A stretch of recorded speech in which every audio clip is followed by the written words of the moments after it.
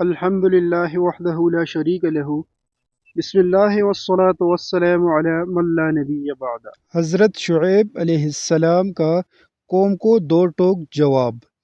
جب حضرت شعیب علیہ السلام کی قوم نے آپ علیہ السلام کو اپنے دین میں آنے کی دعوت دی تو آپ علیہ السلام نے انہیں دو ٹوک الفاظ میں کہہ دیا کہ میں ایسا ہرگز نہیں کر سکتا کہ میں ایک بات کہوں اور اس پر عمل نہ کروں۔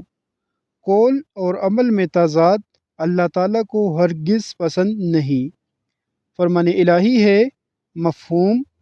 شعیب علیہ السلام نے کہا، اے میری قوم، ذرا غور تو کرو کہ اگر میں اپنے رب کی طرف سے واضح دلیل پر ہوں اور اس نے مجھے اپنے پاس سے بہترین روزی دے رکھی ہے، کیا میں تبلیغ چھوڑ دوں؟ میں یہ نہیں چاہتا کہ میں تمہیں منع کر کے خود اس چیز کی طرف مائل ہو جاؤں جس سے تمہیں روک رہا ہوں۔ میرا ارادہ تو اپنی طاقت کے مطابق اصلاح کرنے کا ہے۔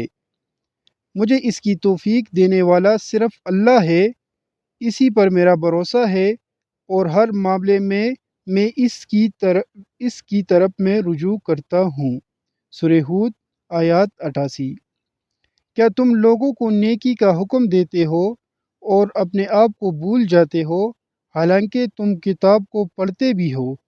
کیا تم اتنی بھی عقل نہیں رکھتے؟ سورہ البقرہ آیات 44۔ اے ایمان والو، تم وہ بات کیوں کہتے ہو جس پر تم خود عمل نہیں کرتے ہو؟ اللہ کے نزدیک بڑی ناراضگی والا ہے یہ عمل کہ تم وہ بات کہو جس پر تم خود عمل نہیں کرتے ہو۔ سورہ الصف آیات 3 تا 2۔ احادیث رسول اکرم صلی اللہ علیہ وآلہ وسلم۔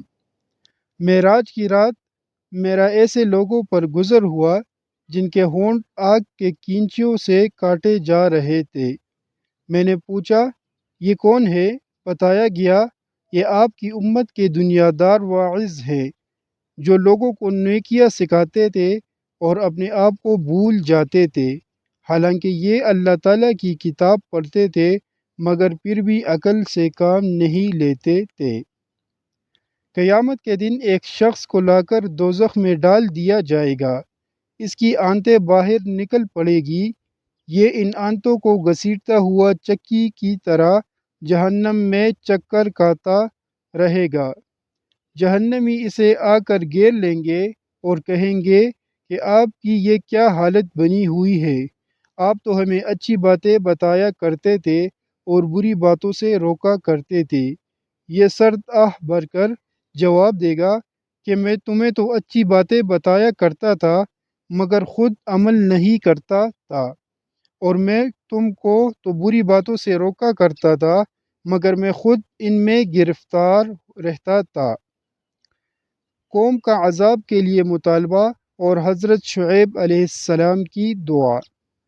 حضرت شعیب علیہ السلام نے مختلف انداز میں اپنی قوم کو سمجھانے کی کوشش کی مگر انہوں نے آپ علیہ السلام کی وعظ و نصیحت کو کوئی اہمیت نہیں دی۔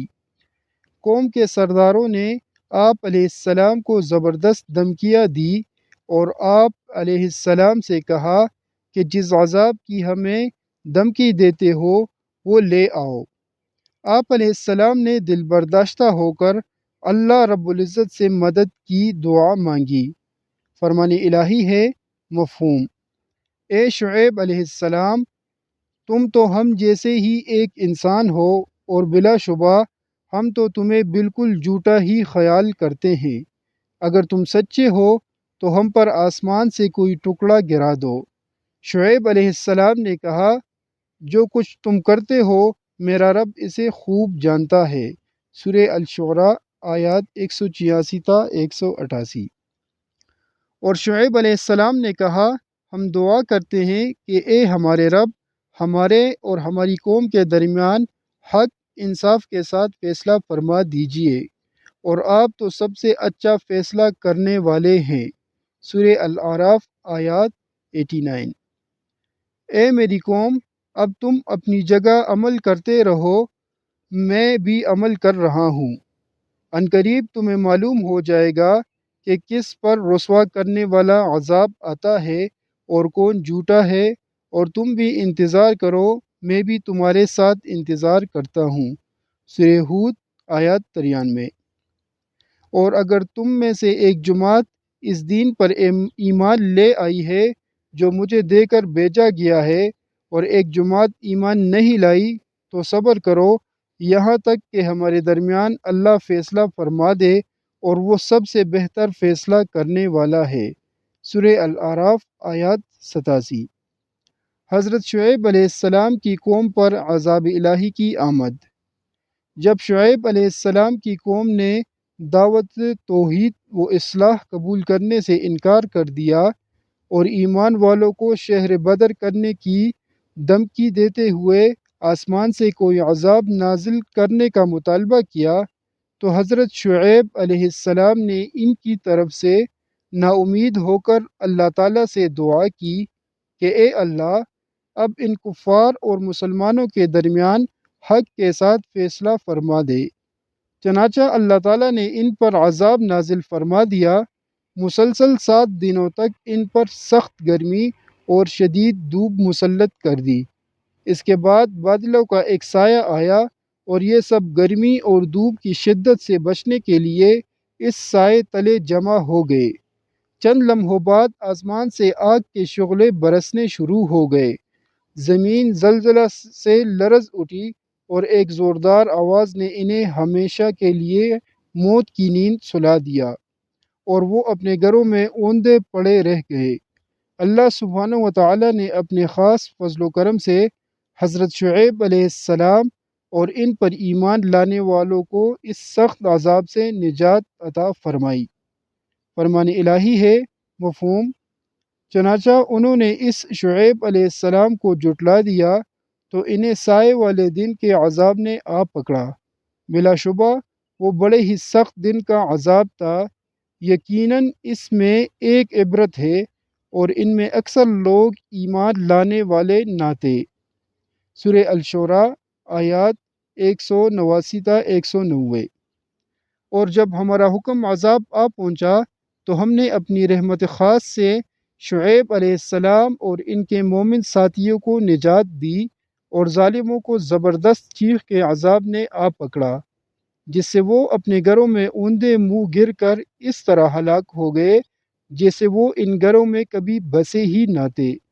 آگاہ رہو، مدین والوں کے لیے بھی قوم سمود کی طرح اللہ کی رحمت سے دوری لکھ دی گئی ہے۔ سورہ ہود آیات 94 تا 95۔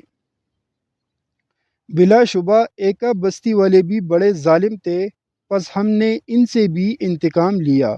یہ دونوں تباہ شدہ بستیاں کلی شاہراہ پر حجاز کے قریب واقع ہے۔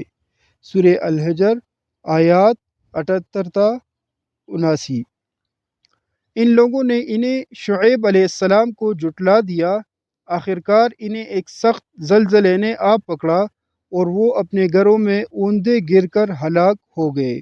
سورہ العنکبوت آیات 37۔ حضرت شعیب علیہ السلام کا قوم کی ہلاکت پر اظہار افسوس۔ جب اللہ رب العزت نے اپنے عذاب کے ذریعے قوم شعیب کو ہلاک کر دیا تو آپ علیہ السلام نے اپنی قوم پر بڑے افسوس کا اظہار کیا، اور اس بستی سے یہ کہتے ہوئے چل دیے کہ اے میری قوم، میں نے تمہاری خیرخواہی کرتے ہوئے تمہیں اللہ تعالیٰ کے احکامات پہنچا دیے۔ میں نے تمہیں خوب وعظ و نصیحت کی، لیکن تم نے میری وعظ و نصیحت سے کوئی فائدہ نہ اٹھایا۔ تم نے اپنے خیرخواہ کے ساتھ اچھا سلوک نہیں کیا۔ فرمان الہی ہے، مفہوم۔ شعیب علیہ السلام اپنی قوم سے منہ موڑ کر چلے اور کہا، اے میری قوم، میں نے تمہیں اپنے رب کے احکام پہنچا دیے تھے، اور میں نے تمہاری خیرخواہی بھی کی تھی، اب میں کافر قوم پر کیوں افسوس کروں۔ سورہ الاعراف آیات 93۔